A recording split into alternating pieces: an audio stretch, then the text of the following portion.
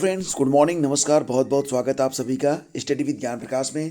देखिए फ्रेंड्स, कहा जाता है कि हर रोज़ एक नई सुबह आती है हमारे लिए एक नई उम्मीद लेकर, और हर दिन हमारे लिए एक ब्लैंक चेक की तरह होता है।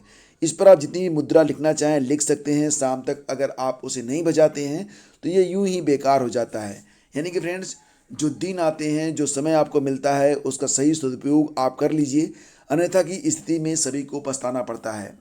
तो आइए फ्रेंड्स, शुरू करते हैं आज यानी कि 19 नवंबर के दैनिक रोजगार समाचार। और सबसे पहले जो खबर है वो ये है कि माध्यमिक शिक्षा परिषद और स्वास्थ्य विभाग में होगी 4000 लिपिकों की भर्ती, और इसके लिए तैयारियां यूपी ट्रिपल एस सी ने स्टार्ट कर दी हैं। देखिए फ्रेंड्स, प्रदेश में सहायता प्राप्त माध्यमिक विद्यालयों में 3000 और स्वास्थ्य विभाग में करीब 1000 लिपिक के पदों पर भर्ती शुरू होगी। इसके लिए दोनों विभागों में कवायद भी तेज कर दी गई है। माध्यमिक विद्यालयों में करीब 3000 लिपिकों की भर्ती का प्रस्ताव विभाग ने तैयार किया है। प्रारंभिक अर्हता परीक्षा में यानी कि पीटी में जिन अभ्यर्थियों ने 50% अंक प्राप्त किए हैं वो अभ्यर्थी इस पद के लिए आवेदन कर सकेंगे। भर्ती के लिए प्रत्येक विद्यालय के प्रबंधक की अध्यक्षता में समिति गठित की जाएगी। इसमें डीआईओएस और सेवा योजना विभाग के प्रतिनिधि भी शामिल रहेंगे। आवेदन के बाद टंकण परीक्षा ली जाएगी, टाइपिंग टेस्ट होगा, इसमें पास होने वाले अभ्यर्थियों का इंटरव्यू होगा। पीटी और साक्षात्कार के अंकों के आधार पर ही मेरिट तैयार की जाएगी। और देखिए फ्रेंड्स, एक खबर और भी है कि यहाँ पर आपने देखा कि 4000 पदों पर, क्लर्क के पदों पर भर्ती की तैयारी यूपी ट्रिपल एस सी कर रहा है। तो उसमें से स्वास्थ्य विभाग के लिपिक संवर्ग में 979 कनिष्ठ सहायकों यानी कि जूनियर असिस्टेंट की भर्ती के लिए उत्तर प्रदेश अधीनस्थ सेवा चयन आयोग की प्रक्रिया शुरू कर दी गई है। तो ये जो जूनियर असिस्टेंट बनेंगे कहाँ पर बनेंगे? ये बनेंगे स्वास्थ्य विभाग में।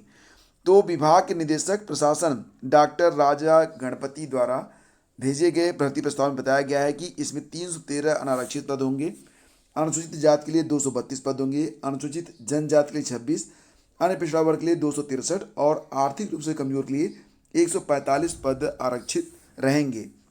इसके लिए शैक्षिक योग्यता इंटरमीडिएट या इसके समकक्ष, हिंदी में टाइपिंग 25 शब्द प्रति मिनट, अंग्रेजी में टाइपिंग 30 शब्द प्रति मिनट होगी, और साथ ही साथ ट्रिपल सी भी इसमें कंपलसरी रहेगा। तो ट्रिपल सी के साथ अगर आप टाइपिंग में एक्सपर्ट हैं और इंटरमीडिएट पास हैं तब आप इस पद यानी कि जूनियर असिस्टेंट के लिए आवेदन कर सकते हैं। और ये भर्ती जूनियर असिस्टेंट की, कनिष्ठ सहायकों की कहाँ पर होगी? स्वास्थ्य विभाग में होगी। और बहुत जल्दी यूपी ट्रिपल एस सी इसके लिए विज्ञापन जारी करने जा रहा है। आगे बढ़ते फ्रेंड्स, चलते हैं अगली खबर पर। टीईटी का प्रवेश पत्र भी जारी कर दिया गया है। अभ्यर्थी आज से पीएनबी की वेबसाइट से इसे डाउनलोड कर पाएंगे। वेबसाइट आपको पता ही है, updled.gov.in। परीक्षा 28 नवंबर को है। तो यहाँ पर आपको पता होना चाहिए कि आपके जो एडमिट कार्ड हैं वो किसी अन्य माध्यम से आपके पास नहीं आएंगे, इसे आपको डाउनलोड ही करना होगा।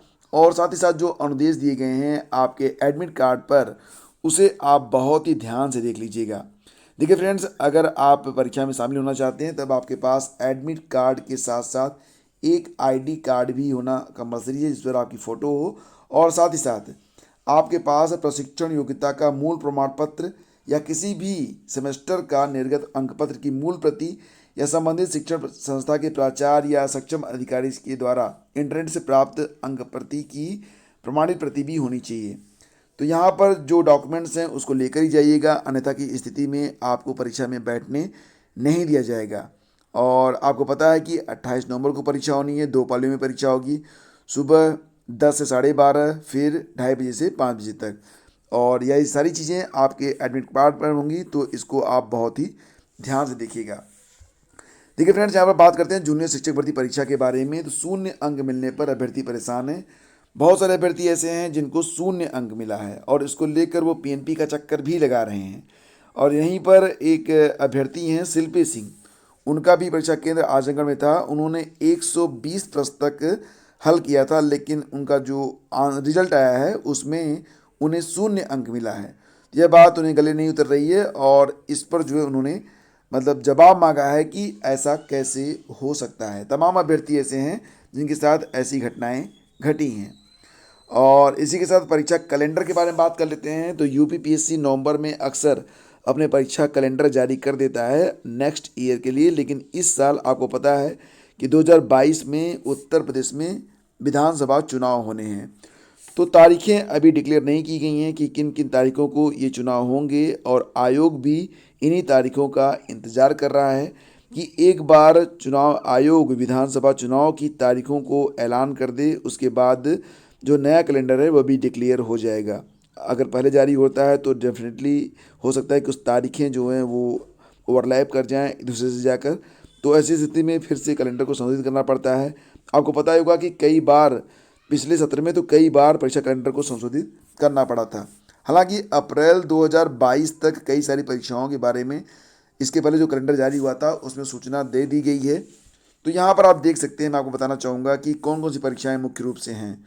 जैसे कि अगर बात करें तो UPPCS 2021 की मुख्य परीक्षा ये 28 जनवरी को स्टार्ट होगी। 7 मार्च को सहायक वन संरक्षक यानी कि ACF और ARF, जो ACF और RFO की मुख्य परीक्षा होती है वो कब शुरू होगी, तो फ्रेंड्स ये परीक्षा होगी 7 मार्च से।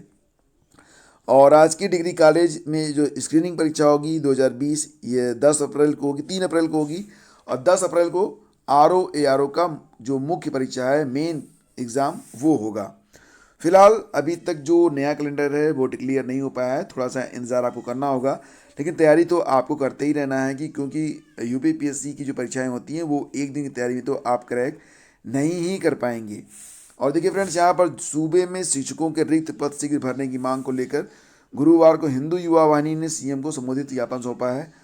तो उन्होंने कहा है कि 69,000 शिक्षक भर्ती में तकरीबन 22,000 पद रिक्त हैं। अब यहाँ पर देखो बात जो है 22,000 रिक्त पदों की बात जो कही गई है ये 68,500 शिक्षक भर्ती किए हैं, जिन्हें मांग की जा रही है कि 69,000 के अंतर्गत ही इन्हें भर दिया जाए, और इसके लिए ज्ञापन सौंपा गया है। और उत्तर प्रदेश परीक्षा नियामक प्राधिकारी ने जूनियर हाई स्कूल शिक्षक भर्ती परीक्षा कराकर परिणाम जारी किया, तो उस पर कई सवाल खड़े हुए हैं। इसको लेकर अभ्यर्थी कई सारे प्रश्न लेकर लगातार PNP के चक्कर लगा रहे हैं, और यहाँ पर जो खबर मैंने आपको बताई उसी से संबंधित ये न्यूज़ यहाँ पर पब्लिश की गई है दोबारा से। बात करते हैं BPSC के बारे में, तो बिहार PCS की ये 67वीं प्रीलिम्स परीक्षा होगी। इसमें अगर आपने अभी तक आवेदन नहीं किया है तो आज लास्ट डेट है 19 नवंबर। अंतिम तिथि के बाद 29 नवंबर तक एप्लीकेशन फॉर्म में करेक्शन किया जा सकता है, और ये परीक्षा 23 जनवरी को होगी। तो बिहार PCS के लिए आवेदन का आज लास्ट डेट है। बिहार PCS की प्रारंभिक परीक्षा 23 जनवरी को होगी। अगर आपने आवेदन नहीं किया हुआ है तब आज आप आवेदन कर सकते हैं, आज के बाद ये अवसर आपको नहीं मिलेगा। और देखिए फ्रेंड्स, आज से आपके लिए करंट अफेयर के टेस्ट सीरीज स्टार्ट हो रहे हैं। पहला टेस्ट सीरीज थोड़ी देर में अपलोड हो जाएगा, लिंक इसी वीडियो के डिस्क्रिप्शन में रहेगा। और अगर आपने चैनल को अभी तक सब्सक्राइब नहीं किया है तो सब्सक्राइब कर लीजिएगा, क्योंकि अगर आप चैनल को सब्सक्राइब कर लेते हैं और बेल आइकन को प्रेस कर देते हैं तब आपको हर वीडियो का नोटिफिकेशन मिलने लगता है, जो कि आपके लिए बहुत ही इंपॉर्टेंट है।